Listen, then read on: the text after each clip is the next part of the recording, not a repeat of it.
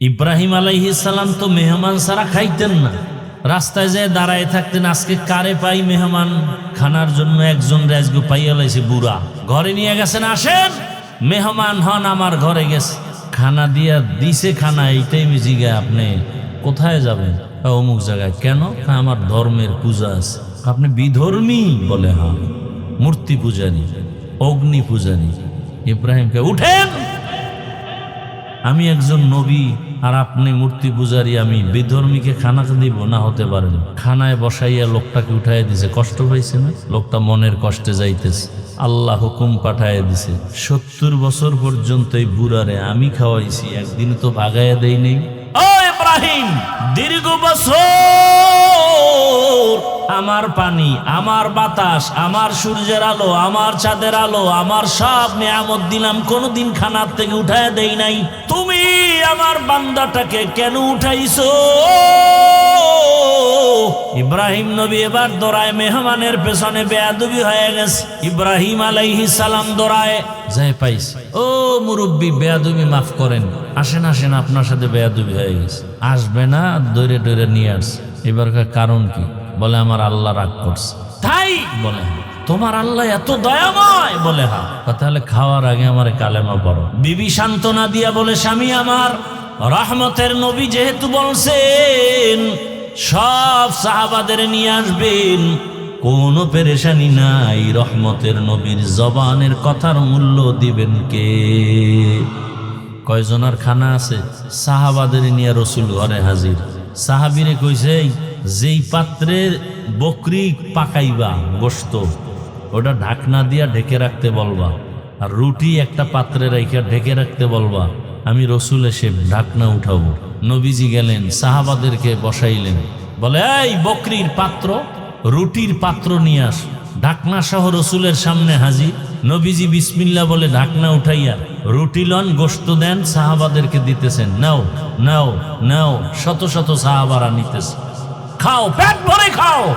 নবী দিচ্ছেন আর সাহাবারা খাচ্ছেন, দিতেছেন খাইতেছেন, দিতেছেন খাইতেছেন, পেট ভরে শত শত সাহাবারা রুটি আর গোশত খাইলেন।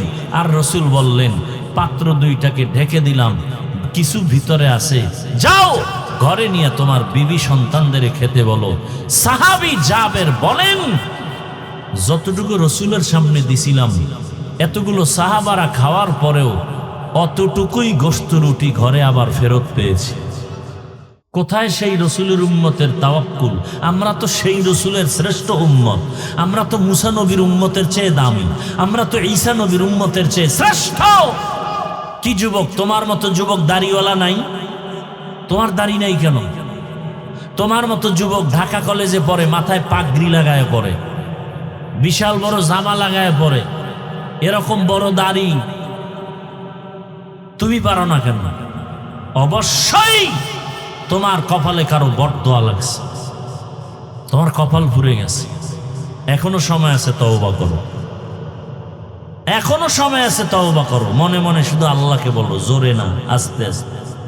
হেদায়ার মালিক আমার মতো যুবক স্কুল কলেজে পড়িয়াও যদি চাকরি করে, নামাজ পড়ে, আমি কেন পারি না? আমার কপাল বড় খারাপ।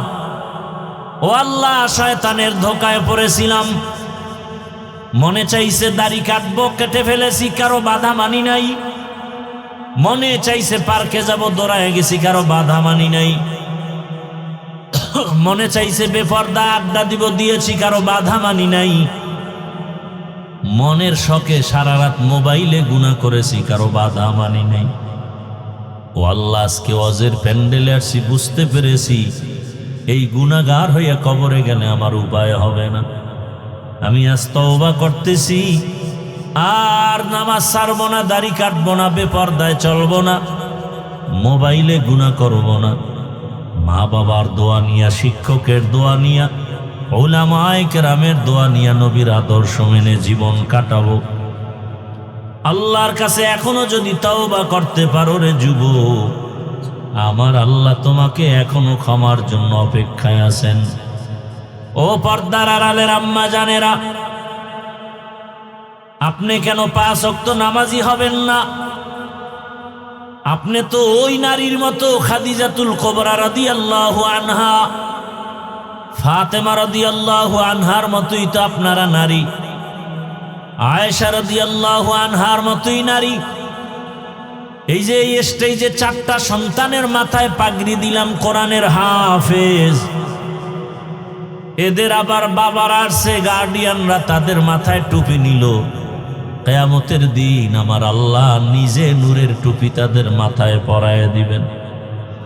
ও মা বোনেরা, ও বাবাজিরা, হাফেজে কোরআনের মা আপনারা, আলেমের মা আপনারা, আপনার সন্তানটাকে আপনি হাফেজে কোরআন যদি নাও বানান, অন্তত কোরআনটা শুদ্ধ করে পড়ায়া ডাক্তার বানায় দেন। দেখবেন এক সময় সন্তান 5 ওয়াক্ত নামাজ পড়বে, ডাক্তারি করবে, কোরআন তেলাওয়াত করে মা বাবার জন্য দোয়া করবে। আপনার সন্তানটাকে কোরআন পড়াইয়া আদর্শবান নামাজি ইঞ্জিনিয়ার বানায়া দেন। আপনার সন্তানটাকে কোরআন শিখাইয়া একজন আদর্শবান নামাজি প্রফেসর বানায়া দেন। ওসি ডিসিএসপি হবে, নামাজ পড়বে, কোরআন তেলাওয়াত করবে, মানুষ দোয়া করবে ওই সন্তানের জন্য, মা বাবার জন্য।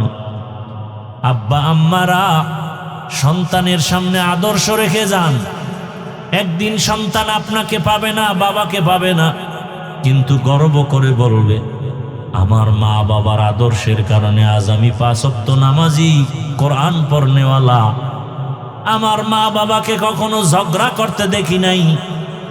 আমার মা বাবা এত ভালো ছিলেন যে কখনো মোবাইলে গুনাহ করে নাই। আমার মা বাবাকে এত ভালো দেখেছি, কখনো মা বাবার সাথে চোখ তুলে কথা বলেন নাই, বাবাও মাকে একটা গালি পর্যন্ত দেন নাই। মা বাবার আদর্শ দিয়েই আমি ভালো হয়েছি। সন্তানটা এগুলো মনে করবে আর দোয়া করবে। আর যেই মা বাবা সারা দিন রাত মোবাইলে সময় নষ্ট করেন, ঝগড়া করেন, গালাগালি করেন, সন্তানটাকেও কোনোদিন ভালো পথে দাওয়াত দেন না, ওই সন্তানটা খারাপ হয়ে যাবে। আর একদিন আপনাদের ধিক্কার দিয়ে বলবে আমার মা বাবার কারণে আমি খারাপ হয়ে গেছি। আমার বাবা নামাজ পড়তো না, বেগানার দিবেশনে দৌড়াইতো, মোবাইলে সময় নষ্ট করত, মাকে গালাগালি করত, মায়ের হক আদায় করত না, মা ও বাবার সাথে ভালো আচরণ করত না। আমার মা বাবার কারণে আমার কপাল খারাপ। ও মা, ও বোনেরা, ও বৃদ্ধ বাবাজিরা, এখনো সময় আছে, তওবা করেন। মনে মনে আল্লাহকে বলেন, হে আল্লাহ, আর বেপরদায় চলবো না, মোবাইলে গুনাহ করব না, স্বামীর মাল নষ্ট করব না, সন্তানটাকে কোরআন পড়নেওয়ালা, নামাজি, আদর্শবান ইঞ্জিনিয়ার, ডাক্তার, প্রফেসর বানায় যাব। আল্লাহর কাছে দোয়া করেন। জীবনটা ক্ষণস্থায়ী, 1 সেকেন্ডের ভরসা নাই। এমন একটা দিন নাই যুবকের যুবতীর মরণের খবর নাই। পানির মধ্যে মরণের গাড়ির লাশ, গাড়ির নিচে লাশ, ঘুমের বিছানায় যুবক যুবতীর লাশ। রসুলের তো বয়ান করতে হয় না, সাহাবায়ে কেরাম তো বেশি বয়ান করেন নাই। তাদের আখলাক দেখে, চেহারা দেখে বিধর্মীরা কালেমা পড়ছে। আর আমাদের চেহারা দেখলে বিধর্মীরা বলে আমরাও বসে ভালো আছি।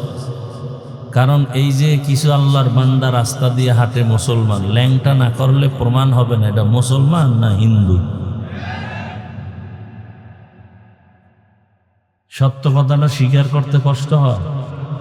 আপনি কিসের মুসলমান যে আপনাকে ল্যাংটা করতে হবে মুসলমান পরিচয়ের জন্য? না হয় সালাম দিব কিভাবে? হিন্দুর ছেলেরও দাড়ি নাই, আপনারও দাড়ি নেই। হিন্দু যুবক ছেলেটার চুলগুলো আঁকা বাঁকা, আপনারও চুল আঁকা বাঁকা। হিন্দু ছেলেটাও বিড়ি টানে, প্যান্ট শার্ট টাই পরা, আপনিও বিড়ি টানেন, প্যান্ট শার্ট টাই পরা। তাহলে আমি মুসলমান, সালামটা কাকে দিব? হিন্দুকে তো দিব না, দিব মুসলমানকে। কিন্তু মুসলমান আর হিন্দু পার্থক্য করা যায় না ল্যাংটা না করা পর্যন্ত। রাগ করতেছেন? এই কথাগুলো আপনাদেরকে বলছি জাহান্নাম থেকে বাঁচাবার জন্য। আলেমরা না বললে আপনাদেরকে এই কথা আর কেউ বলবে না। আলেমরাই তো বলে না এই কথাগুলো। জুমার মসজিদে বললে তো সূর্য ডুবার পরে ইমাম সাহেবের চাকরি শেষ।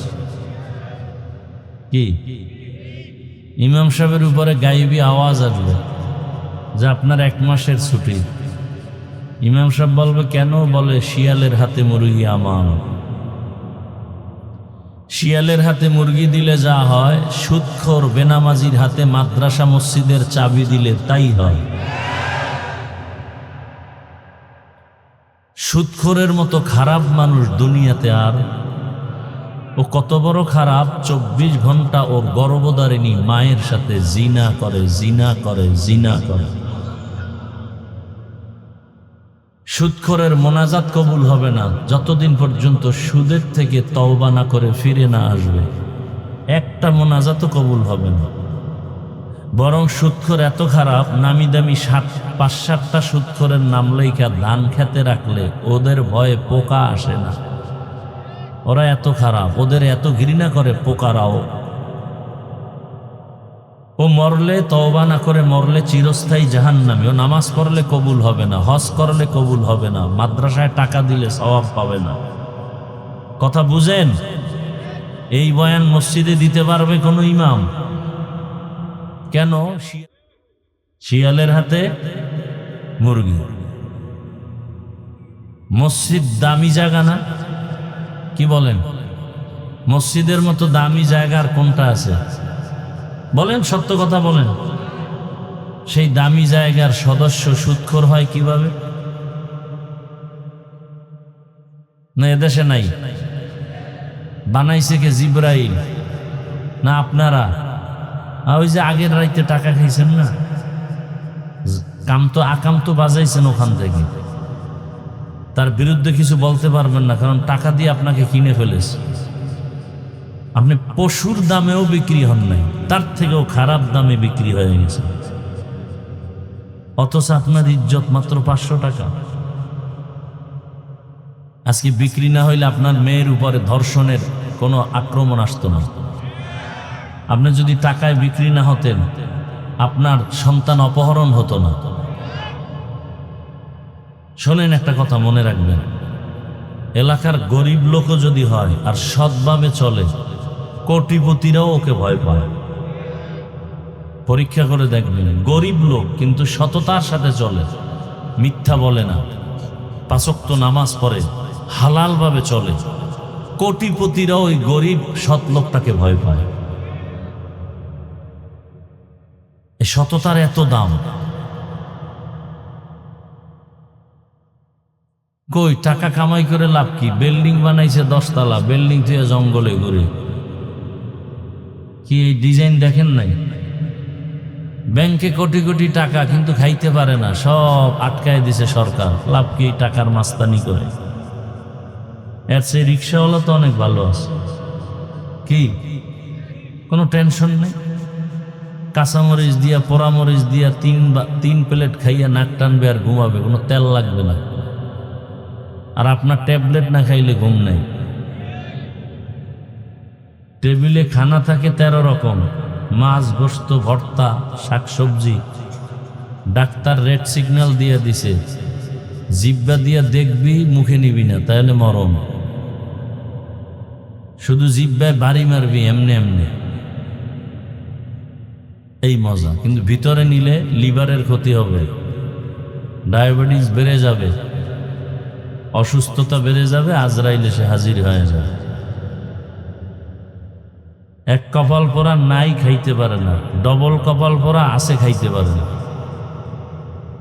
এলো ডবল কপাল পোড়া। আল্লাহ বলেন অধিকাংশ মানুষ জাহান্নামে যাবে। কেন? এদের কলব দিছি গবেষণা করার জন্য, গবেষণা করে না। এদেরকে আমি আল্লাহ চোখ দিছি দেখার জন্য, দেখে না। বলে তার মানে? বলে যা দেখতে বলেছি তা দেখে না। দুটো চোখ দিয়ে মা বাবা দেখবে সওয়াব, চোখ দিয়ে আল্লাহর কোরআন তাকায় তাকায় দেখবে সওয়াব, বাইতুল্লাহ দেখবে সওয়াব, আহলে হক আলেম দেখবে সওয়াব, কিন্তু বান্দা মোবাইল হাতে নিয়ে সারা রাত কবিরা গুনাহ দেখে, কোরআন দেখে না, মা বাপ দেখে না, সব রাতের রোগী। সারা রাত মোবাইল চালায়, ঘন্টাকে ঘন্টা মোবাইলের পেছনে সময় দেয়। 20 মিনিট সময় দিয়া ফজরের 4 রাকাত নামাজ পড়ার তৌফিক হয় না, কপাল বরা। ফজরের 4 রাকাত পড়তে কয় মিনিট? 10 ঘন্টা? কয় মিনিট?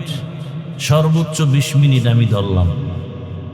মোবাইলে ঘন্টাকে ঘন্টা সময় দেওয়ার পেরেশানি ছিল না, ফজরের 4 রাকাত নামাজে 20 মিনিট সময় দেওয়ার তৌফিক নাই, কপাল মন্দ। তুকু যাও সুন্নতে আহমদ কো যা পা মুহাম্মদ কৈবুয়াদ নিসবতরা মান আহাব্বা সুন্নতে কৌলে রসূল মর্দায়ে কানা মাই হাম কুন কবুল। ক্ষমতার লোভে পড়ে মানুষ ভেজাল করে, কথার ভেজাল, লেনদেনের ভেজাল, আমল আখলাকের ভেজাল। ক্ষমতার লোভ আমার মধ্যেও ঢুকতে পারে, ঢুকলেই আমার মধ্যেও ভেজাল। ইমাম সাহেবের মধ্যে ঢুকার কারণে ইমাম সাহেবের কথায় কাজে মিল নাই। কেন? ক্ষমতার লোভ, না হয় টাকা পাওয়ার লোভ। টাকা পাইছে বস্তা ভরিয়া, এখন আর হক কথা বলতে ভয় পায়, আছে না নাই? অথবা যৌবনের লোভ। যুবক, নামাজ পড়ো না কেন? মা বাবারে মানো না কেন? চেহারাটা নষ্ট করে ফেলেছো অল্প বয়সে কেন? বলে যৌবনের লোভে। চেহারা নষ্ট, চেহারায় বরণ কেন? চেহারার দিকে আকর্ষণ, নূর নাই কেন? 40 বছর পর্যন্ত চেহারার নূর নষ্ট হবে না, কিন্তু গুনাহ করলে চেহারার নূর থাকবে না। যেই যুবকের দেখলে মায়া লাগবে, সেই যুবকের চেহারার দিকে তাকাইলে ঘৃণা লাগে। পার্শ্বে দাঁড়ানো যায় না, গোসল ঠিক মতো করে না, পরিচ্ছন্ন হয় না, প্রস্রাব করে পানি লয় না। পাশে দাঁড়াইলে দুর্গন্ধে দাঁড়ানোই যায় না। এরপরে যদি আবার বিড়ি টানে আর ডবল গাঞ্জা খাইতে, তো আরো ভেজাল। কত বড় বেয়াদব! আমরা মুরব্বীদের সামনে ঘড়ি হাতে দেই না, আর ওরা বাম হাতে ডান হাতে লয়ে বিড়ি টানে। দুনিয়াতে যদি কোনো ফাও আকাম থাকে, ফাও, এটা হলো বিড়ি টান। যে আকামের কোনো ভ্যালু নাই। একজনে দাড়ি কামাইছে, এটাও একটা আকাম, তবে এটার ভ্যালু আছে। কি? দাড়ি কাটলে চাকরি ঠিক থাকবে, দাড়ি কাটলে ভালো মেয়ে বিয়ে করা যাবে। বিড়ি টানলে কি পাওয়া যাবে? যৌবন ফিরে পাবে, চেহারা নূর বাড়বে বিড়ি টানলে। চেহারা, যারা বিড়ি টানে এদের ঠোঁটগুলো কেমন লাল, ওদের কলিজা আরো কালো। একশোরায় কয় বিড়ি টানলে একটা উপকার পাওয়া যায়, বাথরুম ক্লিয়ার হয়। আল্লাহ হেদায়াত দান করুন। हकीकत से तो दुनिया बेखबर है, दुनिया की नुमाइश पर नजर है। नमी गोयम के अज दुनिया जुदा बाश, बाहर कारे के बाशिबा खुदाबाश। আল্লাহকে বেজার করা যাবে না, কিন্তু করে কারা? মনে আছে কথা? দুনিয়া লোভী। এরা আল্লাহকে বেজার করে, আল্লাহর বিরোধিতা করে। যেমন এক দুনিয়া লোভীর নাম কোরআনে আছে, ফেরাউন। আসেনি? দুনিয়া লোভীর আর এক নাম নমরুদ। দুনিয়া লোভীর আর এক নাম হলো কারুন। কোরআনে তাদের নাম। যেই ফেরাউন ছিল ফকির, ক্ষমতার মোহে পড়ে সে নিজেরে আল্লাহ দাবি করলো। শুধু খোদা দাবি করে নাই, সব থেকে বড় খোদা, আনা রব্বুকুমুল আলা। আমি ফেরাউন শুধু খোদা না, বরং সব থেকে বড় খোদা। নমরুদ নামের বেঈমান আল্লাহর বিরুদ্ধাচরণ করলো, তীর নিয়ে রেডি হয়ে গেল, আল্লাহকে মেরে ফেলবে। মুসা নবীর যুগের কারুন টাকার লোভে পড়ে যাকাত দেয় না, বরং মুসা নবীর বিরুদ্ধে ষড়যন্ত্র করলো। দুনিয়াতে ষড়যন্ত্র করে কেউ, জুলুম করে কেউ পার পায় না। মরার আগেই জালেমরা ধরাশায়ী হয়ে যায়, বিপদগামী হয়ে যায়। কারণ রসুলের স্পষ্ট হাদিস, জুলুম করলে বিচার হবে মরার আগে। জালেমের বিচার মরার আগেই হবে। অশান্তির বেড়া জালে আবদ্ধ হয়ে যাবে। এরে আমার কলিজার যুবক, পর্দার আড়ালের মা বোনেরা, বৃদ্ধ বাবাজিরা,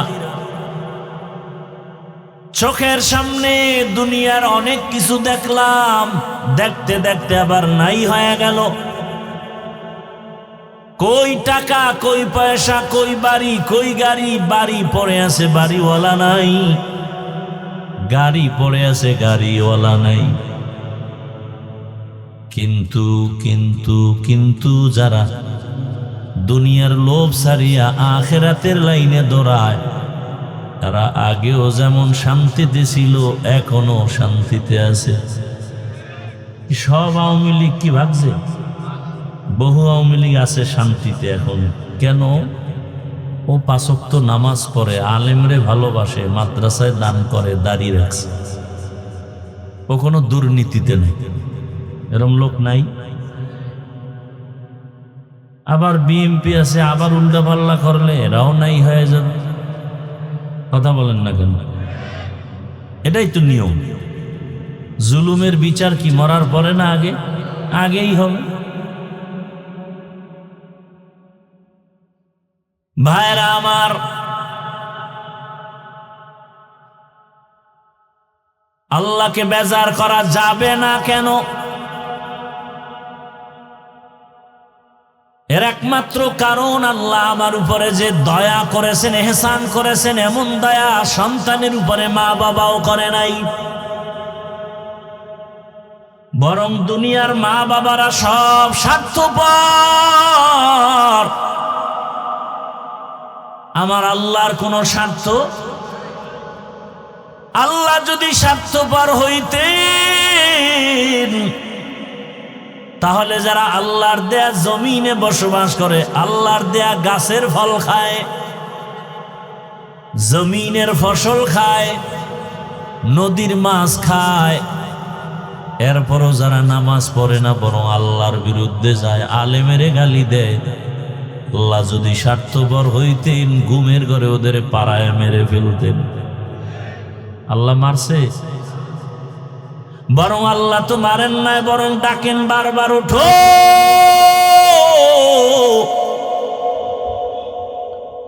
মুয়াজ্জিনের লাগায় দিছে, ডাকো, ফজরের নামাজে আসো। যদি নামাজে এসে সিজদায় পড়ো, তোমার পেছনের সব গুনাহ মাফ হয়ে যাবে। ও বান্দা, আল্লাহ বেজার না হয়ে ডাকছেন, জোহরের নামাজে আয়। ফজরে যাও নাই, আল্লাহ বেজার না হয়ে ডাকে, জোহরে আয়। জোহরের নামাজে যদি আসো, তোর ফজরের সহ সব গুনাহ মাফ হয়ে যাবে। জোহরেও যায় নাই, আল্লাহ আবার মুয়াজ্জিনের দিয়ে ডাকায়, আসরে ডাক দাও, আসো। তোর ব্যবসাও কর, ফাঁকে আইসা 4 রাকাত আসরের নামাজ পড়ে যা। ও চাকরিজীবী, চাকরি কর, ফাঁকে এসে মাগরিবের 5 রাকাত নামাজ পড়ে আবার চলে যা। তোর ব্যবসারও ক্ষতি হবে না, চাকরির ক্ষতি হবে না, লেখাপড়ার ক্ষতি হবে না। খারাপ লাগে আপনাদের? ঘুমাবেন? এই যারা ওয়াজে আসে না কি করে? বসে বসে মোবাইলে গুনাহ করে। আর কি? আর কোনো কাম আছে? শুধু আকাম আকাম আকাম। মোবাইল একটা তো আছেই, সিনেমা হল। এটাই যৌবন কেড়ে নিতেছে, হার্ট দুর্বল করতেছে, কোনো খবর নেই। জিন্দেগি মে বন্দেগি তু করনা হে, जिंदगी में बंदगी तो करना है, जिंदगी बेबंदगी शर्मिंदा है, जिंदगी बेबंदगी शर्मिंदा है। दुनिया में हो दुनिया का तलबगार न हो,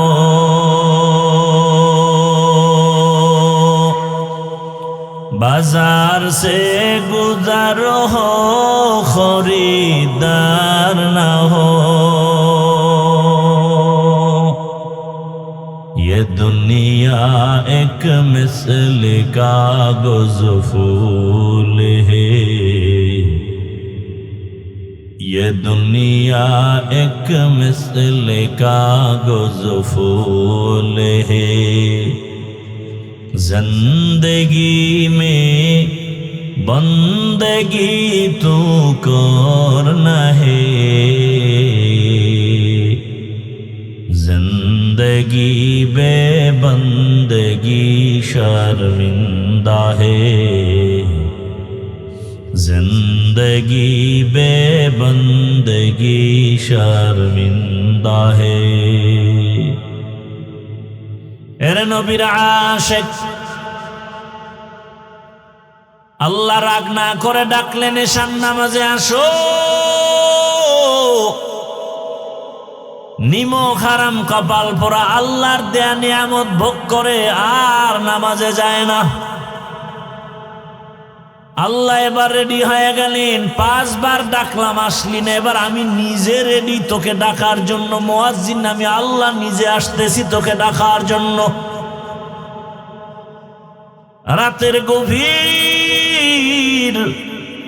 প্রথম আসমানে আল্লাহ শেষ রাতে আইসা বান্দারে ডাকে। অতি গভীর হয় রজনী যখন নীরবে প্রভুর নাম জপিও তখন, প্রভুর করুণা যদি পাইবারে চাও, গভীর রাতে উঠে প্রভুর গুণগান গাও।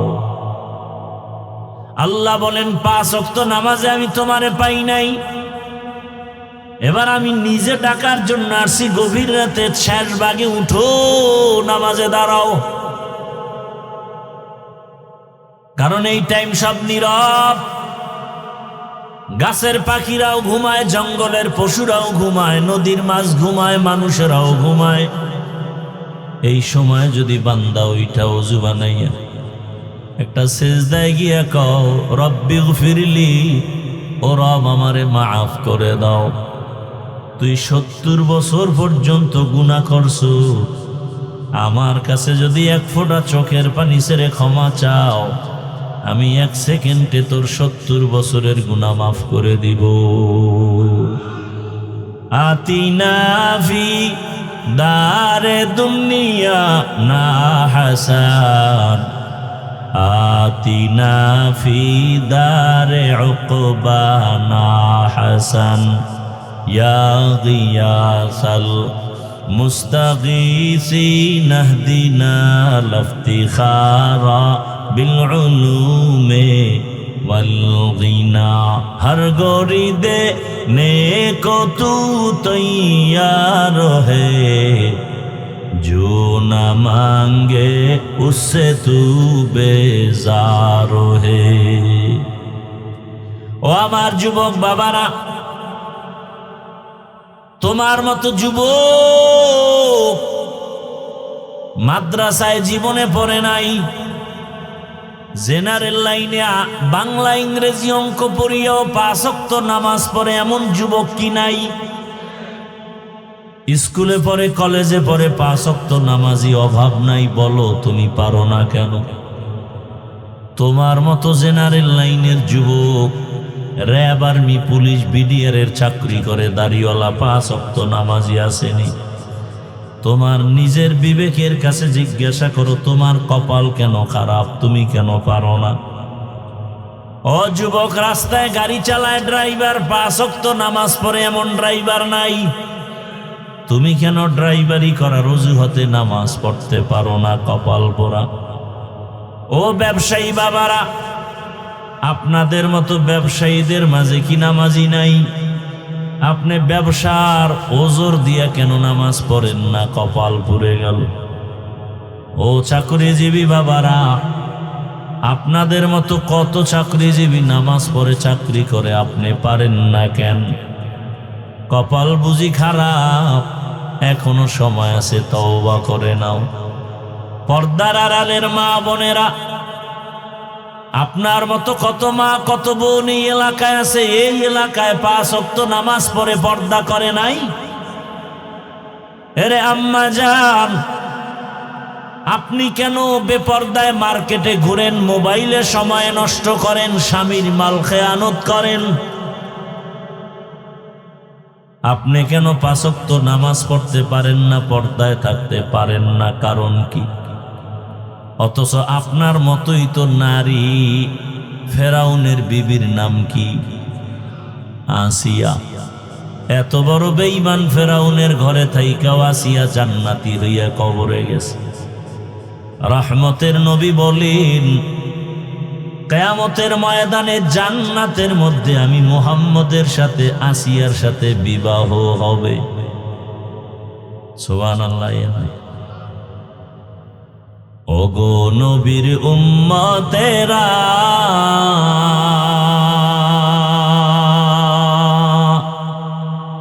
হয়ে আজি দিশাহারা, কোরআন হাদিসের চলো যখন যাহা চায় মনে, নবী বিনে কে তরাবে পুলসিরাত মিজানে, নবী বিনে কে তরাবে পুলসিরাত মিজানে।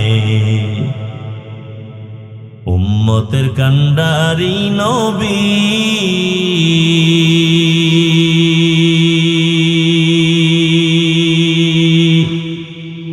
কাঁদছেন উম্মতের লাগি, এখনো কাঁদেন নবীজি শুয়ে মদিনার পানে,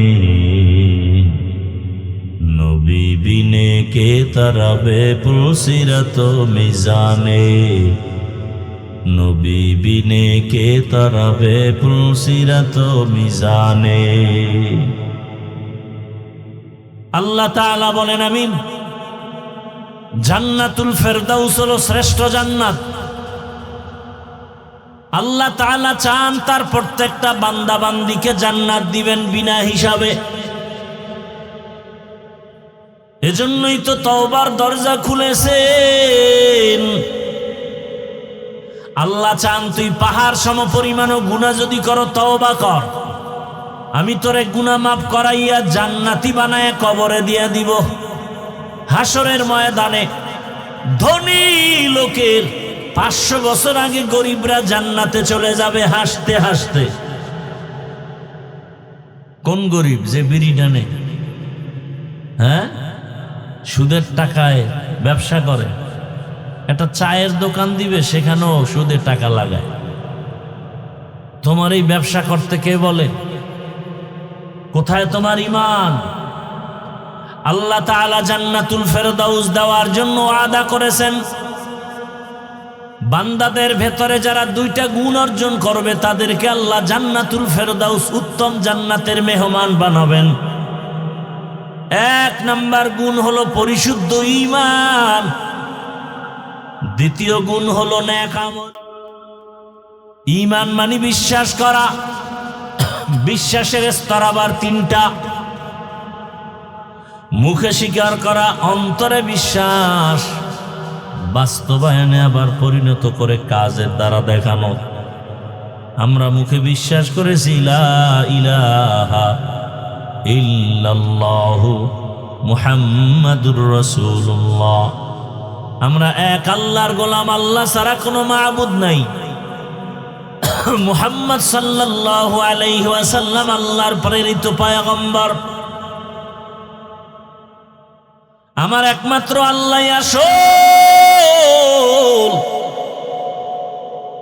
ওই আল্লাহ ছাড়া আমার হায়াতের মালিক কেউ নাই, ইজ্জতের মালিক কেউ নাই। কে? জোরে বলেন। আমার আল্লাহ আমার হায়াতের মালিক, রিজিকের মালিক কে? গর্তের পিপিলিকার খানা কে দেন? জঙ্গলের প্রাণীর খানা কে দেন? উড়ন্ত পাখির খানা কে দেন? নদীর মধ্যে হাজার ধরনের মাছের খানা কে দেন? বলেন তো ওরা দামি না আমরা মানুষ দামি? তাহলে আল্লাহ তো আমাদেরও খানা দিবেন। এত পাগল হইছেন কেন হারাম খাওয়ার জন্য? অথচ সাহাবায়ে কেরামের ঈমান স্বয়ং রাহমাতুল লিল আলামিন এতটা মজবুত জীবন চালায় গেলেন কষ্টের মাঝে। 3 বছর পর্যন্ত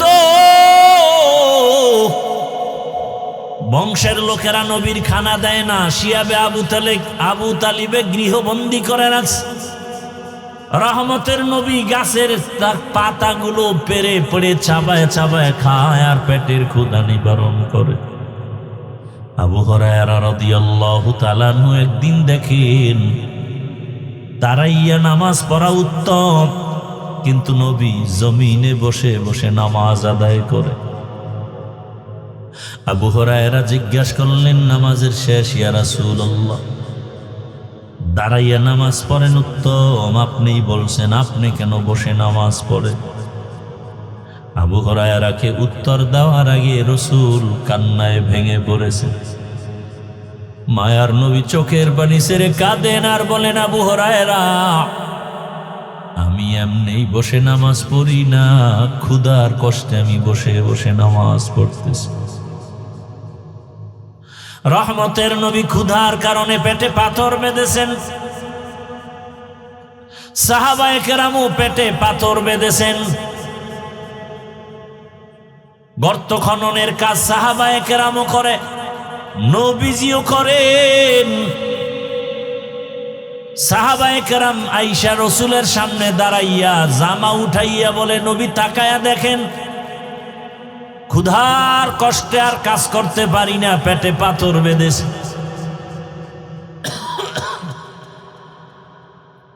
ইয়া রাসূলুল্লাহ, আমাদের রুখসত দেন, ছুটি দেন। নবী বলেন, তোমরা ভাবছো আমি খাইয়া লইয়া কাম করতেছি? নবীজি কেমন সরল, কোনো প্যাচ নাই। নবীজিও জামাটা উঠাইয়া সাহাবাদেরকে বলে, তাকায় দেখো, তোমরা ক্ষুধার কষ্টে পাথর বাঁধছো একটা, আর মুহাম্মদ ক্ষুধার কষ্টে পাথর বেঁধেছি পেটে 2টা। পার্শ্বে এক সাহাবীর বাড়ি। এই অবস্থা দেখে নবীও কাঁদেন, সাহাবায়ে কেরামেরও কান্না। ওই সাহাবী দৌড়াইয়া গেছেন ঘরের ভেতরে। জাবের রাদিয়াল্লাহু তাআলা ইয়া বিবিরে আসতে কয়, ঘরে খাওন দাওন আছে কিছু? কল কেন? বলে, রাসূলের চোখে পানি। সাহাবায়ে কেরামদের চোখে পানি। এই হারামখোরেরা, একটা চায়ের দোকান দিতে গেলে লোন উঠান লাগে। স্বয়ং রাসূল পেটে পাথর বেঁধে কান্না করেন। সাহাবায়ে কেরামের কান্নার আওয়াজ। সাহাবী ঘরে গিয়া কয়, বিবি কোনো খানা আছে কিনা বলো। রহমতের নবীকে দাওয়াত দিয়ে একটু মেহমানদারি করানোর এই সুযোগটা হারাইলে হবে না। বিবি কয়, 2 থেকে 3 জন লোক খেতে পারবে মতো আটা আছে, রুটি বানানো যাবে। আর একটা বকরির ছোট বাচ্চা 2-3 জন খেতে পারবে। সাহাবী খুশি মনে দৌড় দিলেন, দৌড়াইয়া রসুলের কাছে আইসা ডাক দিয়া বলেন, ইয়া রাসূলুল্লাহ, আস্তে আস্তে করে, যদি আপনি আমার ঘরের মেহমান হতেন আমি কৃতজ্ঞতা প্রকাশ করতাম। আপনার সাথে 2-1 জন, আর কাউকে নেওয়া যাবে না, 2-3 জন, আর বেশি খানা নাই। এই কথা শুই না রহমতের নবী আওয়াজ দিয়া বলে, ও সাহাবায়ে কেরাম, শত শত সাহাবায়ে কেরাম বলে, আজকে আমগো জাবের দাওয়াত দিয়েছে, চলো আমরা সবাই তার ঘরে মেহমান হব।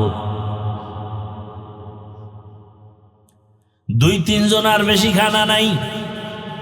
নবীজির কাছে আসতে বললেন, নবী সজোরে আওয়াজ দিয়া সবাইকে দাওয়াত দিলেন।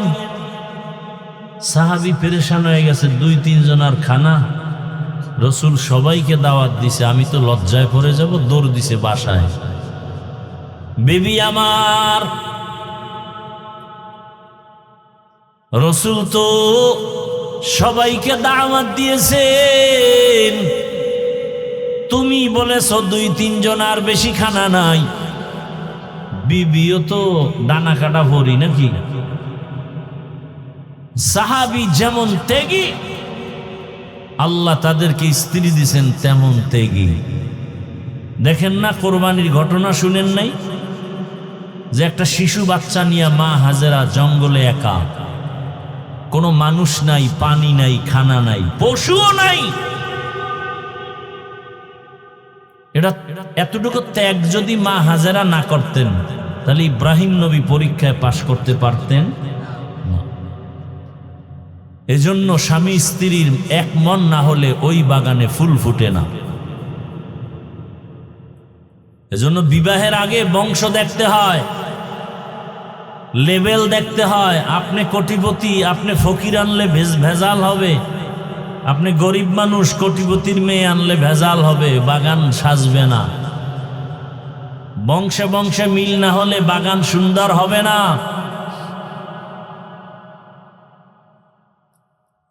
সাহাবী পেরেশান হওয়া মাত্র বিবি কি সুন্দর উত্তর দিয়া কয়, ও স্বামী আমার, সমস্ত সাহাবায়ে কেরামদেরকে দাওয়াত দিছেন কার জবানে? জাবের রাদিয়াল্লাহু তাআলা বলেন, রহমতের নবীর পবিত্র জবানে। বিবি ডাক দিয়া কয়, স্বামী কোনো টেনশন নাই, রহমতের নবীর জবানের কথার মূল্য দিবেন আমার আল্লাহ। কি বাসায় মেহমান আইলে মন বেজার, স্ত্রীরও মন বেজার, কে পাকশাক করবে, কে খাওয়াবে? অথচ হাদিস শরীফে নবী বলেন, মেহমান আসলে খুশি হইও, মেহমান তোমারটা খায় না, তার তকদিরে যা ছিল তাই খায়। মেহমান আসলে বরকত হয় কামাই রুজিতে, ঘরে কি পরিমাণ মরণের খবর শোনা যায়। আল্লাহর কাছে তওবা যদি করার নিয়ত হয়, মুনাফিকি না থাকে, ও যুবকেরা, বাবাজিরা, মরিয়া গেল আর নামাজ ছাড়বেন না, দাড়ি কাটবেন না, বেপরদায় চলবেন না, মোবাইলে গুনাহ করবেন না, মা বাবার দোয়া নিবেন, শিক্ষকের দোয়া নিবেন, ওলামায়ে কেরামের দোয়া নিয়ে নবীর আদর্শ মেনে চলবেন। তওবা করার মতো যদি কারো নিয়ত হয়, দুটো হাত আল্লাহকে দেখাইয়া দেন, আয় আল্লাহ সবার হাত কবুল করে নেন, তওবা কবুল করে নেন, তওবার উপরে মজবুত হইয়া চলার মতো তৌফিক দান করেন, আমিন। আলহামদুলিল্লাহি রাব্বিল আলামিন। আসসালাতু ওয়াসসালামু আলা সাইয়্যিদিল আমবিয়া ওয়াল মুরসালিন ওয়া আলা আলিহি ওয়া আসহাবিহি আজমাইন। ইয়া আরহামার রাহিমিন, ইয়া আরহামার রাহিমিন, ইয়া আরহামার রাহিমিন। রব্বিরহামহুমা কামা রাব্বায়ানি সগীরা।